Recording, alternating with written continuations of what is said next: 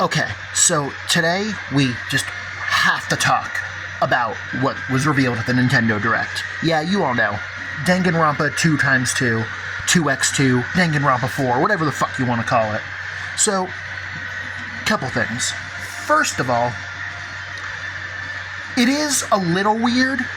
to be like, yep, we're remaking Danganronpa 2, fuck Danganronpa 1, but I also get it, because, like, Danganronpa 2 is the most popular one, and most people agree it's the best, and, well, it's gonna sell better than a remake of any of the other games, so, like, I get it. Even though I also get why it does feel a little weird. Then, in addition to that, I also feel that from what we've seen, the new graphics and visuals look great, and I really don't have any complaints about what it looks like based off of what we've seen, so that's obviously great. And I also feel like that Danganronpa 2 is, simply put, a good enough game that like, new players can enjoy it without needing to play the first one, and that even us veterans that have played it, I think, can totally just replay the remaster, and even though we know the story and the characters and who's going to get murked and the culprits, yada yada yada, it'll still make for a great time. However, fortunately, the actual meat and potatoes, the big reveal, is the second scenario, because essentially there's going to be an entire second route where at some point something's going to happen that's going to diverge to, like, an alternate universe story where, like, oh, this one thing happened and then it dominoed into everything being different, and we know that this is going to have new victims, new killers, and be roughly the same length as the original Danganronpa 2. So obviously that is very, very exciting, because, I mean,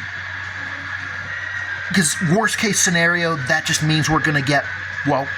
more of all the members of the Danganronpa 2 cast, and best case scenario, it'll be like peak fiction and be on par or even better than the original, especially considering that from what I researched, it appeared that Kodaka is not a writer for the new scenario, but he did oversee it, which means that that's kind of like almost the same as, like, the role that, like, Sakurai has with directing Smash, where like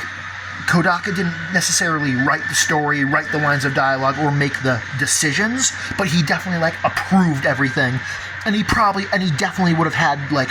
creative input despite not, like, quote-unquote writing it. So I'm not, like, worried about the quality of the new story suffering either. And then I also feel like that spoilers for the original Danganronpa 2, I really hope that they use it as an opportunity to develop a lot of the lesser developed characters. Like, honestly, like, I hope that they do something like make it so that, because in the original game, Kazuichi Soda and Sonia Nevermind both survived the entire game, and they also have, like, a one-sided love thing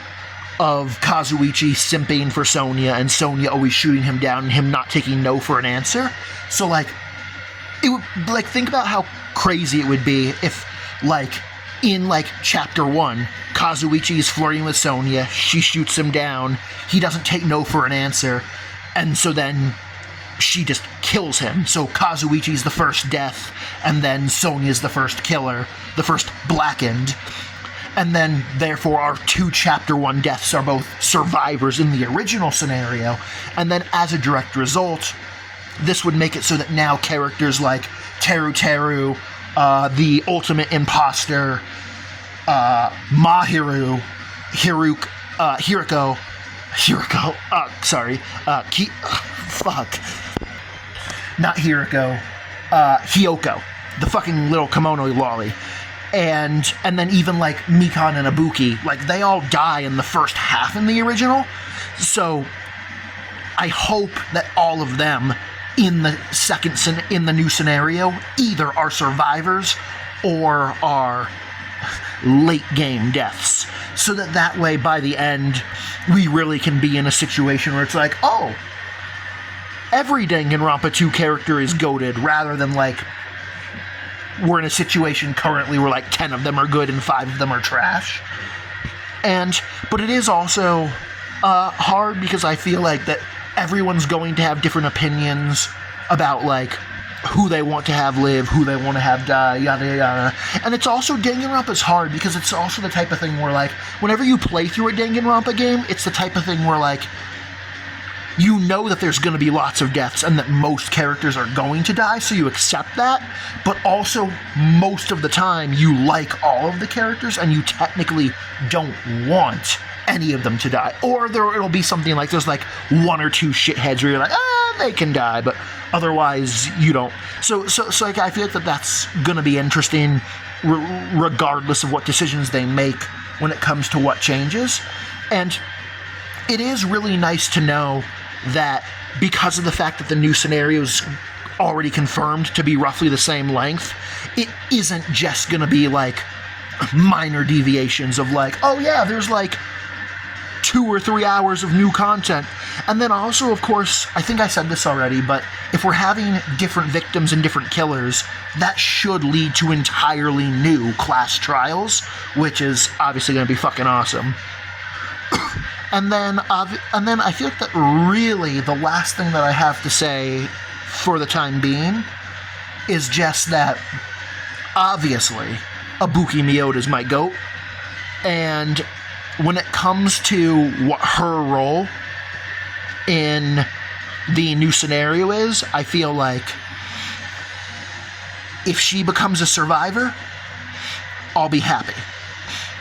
If she gets a death that is epic, badass, or emotional, I will be less happy, but still satisfied. However, if she gets a shitty death, the way she does in the original scenario, I will crash out. And if she becomes a killer, I will crash out. Because I feel like that she is